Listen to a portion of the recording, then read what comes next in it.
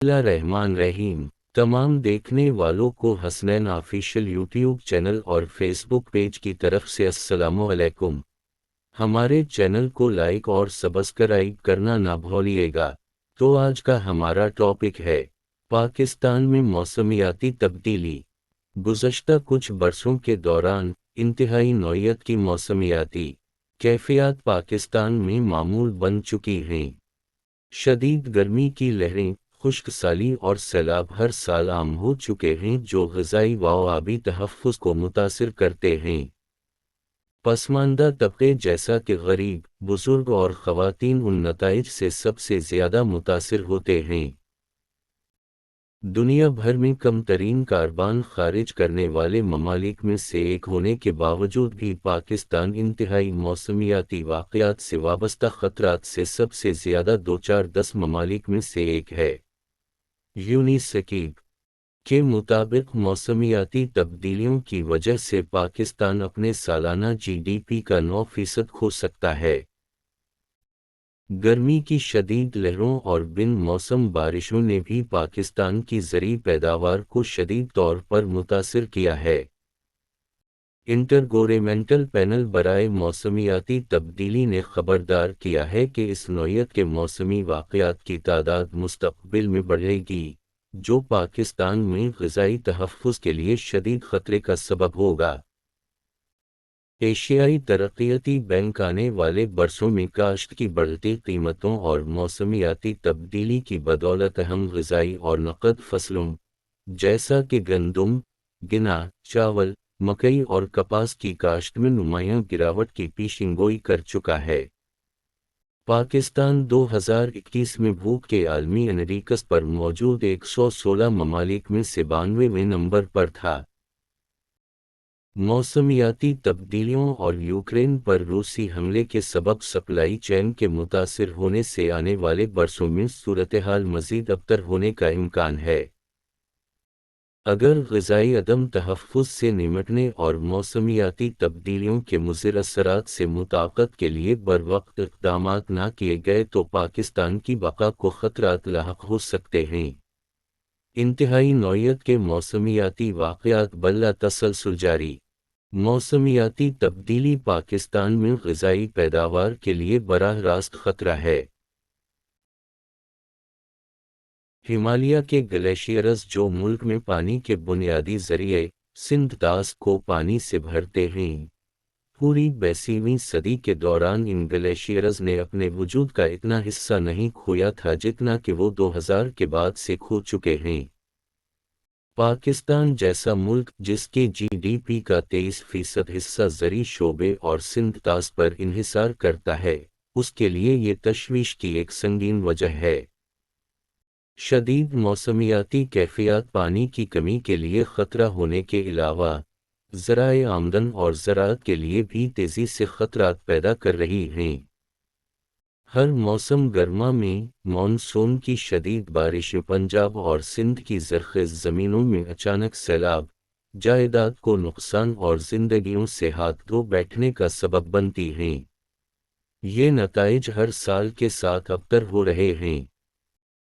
इस मौसम गर्मा में जेकब आबाद में दर्जा हरारत 51 डिग्री सेल्सियस, जो तकरीबन 123 डिग्री फ़ारेनहाइट बनता है, की तारीख़ी बुलंद सतह तक पहुंच गया था, जो जनूबी एशिया में रिकॉर्ड किया गया बुलंद तरीन दर्जा हरारत है। एक तरफ यूक्रेन में जंग की बदौलत यूरोप की रोटी की टोकरी से गंदम की बरामद रुक चुकी है, तो इधर भारत में किसानों ने तखमीना लगाया है कि दर्जा हरारत में इजाफे से उनकी 10 से 15% फसलें तबाह हो गई थीं। चूंकि इस कस्म के मौसमियाती झटकों की तादाद आने वाले बरसों में बढ़ने का खदशा है, ऐसे में पाकिस्तान की ग़िज़ाई पैदावार की सलाहियत में भी इंतहाई नौयत के मौसमियाती वाक़यात की वजह से रुकावट पैदा हो सकती है। गंदम, जो कि पाकिस्तान के कौमी ग़िज़ा में फ़ाइबर का बुनियादी ज़रिया और मजमूई तौर पर ग़िज़ाई तहफ़्फ़ुज़ का एक हमतयन कुनिंदा है, मुल्क में इसकी कल तलब तकरीबन 30.8 मिलियन टन है। رواں سیزن کے لیے 28.9 ملین ٹن کے طے شدہ ہدف کے برخلاف مارچ کے وسط میں گرمی کی لہروں اور کھاد کی بڑھتی قیمتوں کے سبب تقریباً 2 ملین ٹن کی کمی کا سامنا ہے۔ طلب اور رسد کے اس فرق کو ایک غیر مستحکم عالمی منڈی سے گندم کی درآمد کے ذریعے ختم کیا جاتا ہے۔ یہ ایک ایسا ملک کہ جس کی 40% آبادی شدید غذائی عدم تحفظ کا شکار ہے، اس کے لیے تشویش کی ایک سنگین وجہ ہے۔ روس اور یوکرین کے مابین جاری جنگ نے بھی غذائی عدم تحفظ میں اضافہ کیا ہے۔ پاکستان میں درآمدی گندم کا 39% یوکرین سے حاصل کیا جاتا ہے، جو دنیا میں گندم کا 5واں سب سے بڑا برآمد کنندہ ہے۔ بحیرہ احمر کے اطراف میں روسی ناکہ بندی نے یوکرین کی گندم کی برآمد اور عالمی سپلائی چینز کو متاثر کیا ہے، جس نے عالمی منڈی میں اناج کی قیمت پر اثر ڈالا ہے، اور جنگ کے آغاز سے گندم کے آٹے کی قیمت میں 60% اضافہ ہو چکا ہے۔ برآمدات مہینوں تک منجمد رہنے کے بعد اب دوبارہ بحال ہو چکی ہیں، جو عالمی غذائی بحران کے خطرات میں کمی لائے گی۔ تاہم، عدم استحکام اور دیرپا موسمیاتی دباؤ پاکستان میں غذائی تحفظ کے لیے خطرہ۔ موسمیاتی تبدیلیوں سے مطابقت، پاکستان کیا اقدامات اٹھا سکتا ہے؟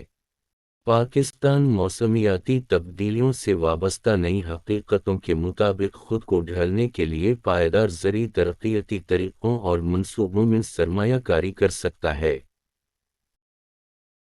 اس میں کلائمیٹ سمارٹ ایگریکلچر، اس سے روایات کی جانب رخ موڑنا شامل ہو سکتا ہے، جیسا کہ زیادہ پیداوار دینے والی فصلوں کی جانب منتقلی، پانی کا مؤثر طور پر انتظام، پانی کے ضیاع میں کمی لانا، پانی کی کمیابی سے نمٹنے اور زرعی پیداوار میں اضافے کے لیے چھوٹے و درمیانے سائز کے ڈیموں کی تعمیر وغیرہ۔ کسان اکثر گنے اور چاول جیسی فصلوں کو اگانے کے لیے سیلابی آبپاشی کے نظام پر انحصار کرتے ہیں۔ ان فصلوں پر پانی کی غیر ضروری مقدار صرف ہوتی ہے اور یہ زیر زمین آبی اندوختوں کے خاتمے کا سبب بنتی ہیں، جس سے زیر زمین پانی کی سطح میں نمایاں کمی آ جاتی ہے اور سیم و تھور کا باعث ہوتا ہے، جس سے زمین اگلے موسم کی فصلوں کی کاشت کے قابل نہیں رہتی۔ حکومت کو سبسڈی کے ذریعے ڈیجیٹل ٹیکنالوجیز کے استعمال، کاشتکاری کی جدید تکنیکوں اور کھیتوں کے لیے مشینری کے استعمال کی حوصلہ افزائی اور فصلوں میں تنوع لانا چاہیے۔ کاربن کے اخراج میں کمی پاکستان کے لیے گلوبل وارمنگ کے اثرات میں کمی لانے کا سبب ہوگی۔ حکومت کو تمام بڑے شہروں میں ماس ٹرانزٹ منصوبے متعارف کروانے اور صارفین کو بجلی سے چلنے والی گاڑیوں پر منتقلی کی ترغیب دینی چاہیے۔ یہ تیل کی درآمد کے بھاری بھرکم بل میں کمی لانے میں بھی مدد دے گا اور تیل کی بڑھتی ہوئی قیمتوں کے سبب ہونے والی مہنگائی سے بھی عوام الناس کو کچھ سیکھ ملے گا۔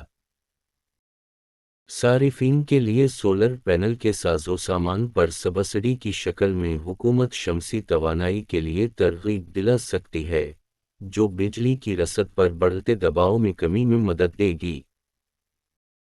تاہم موسمیاتی تبدیلی کے معاملے سے تنہا حکومت نہیں نمٹ سکتی ہے، لہذا کمیونٹی کی مدد بھی ضروری ہے۔ پاکستانیوں کو موسمیاتی تبدیلیوں کے مضر اثرات اور آبی تحفظ کی اہمیت سے بہتر طور پر باخبر کیا جانا چاہیے۔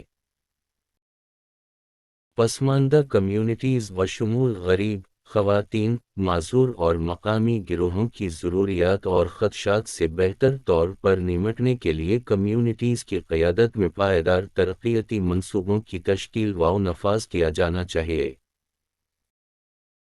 پاکستان کو ایک ایسی معیشت کی تعمیر پر غور کرنے کی ضرورت ہے جو موسمیاتی تبدیلیوں کے خلاف زیادہ پائیدار، ہمہ گیریت کی حامل اور لچک رکھتی ہے۔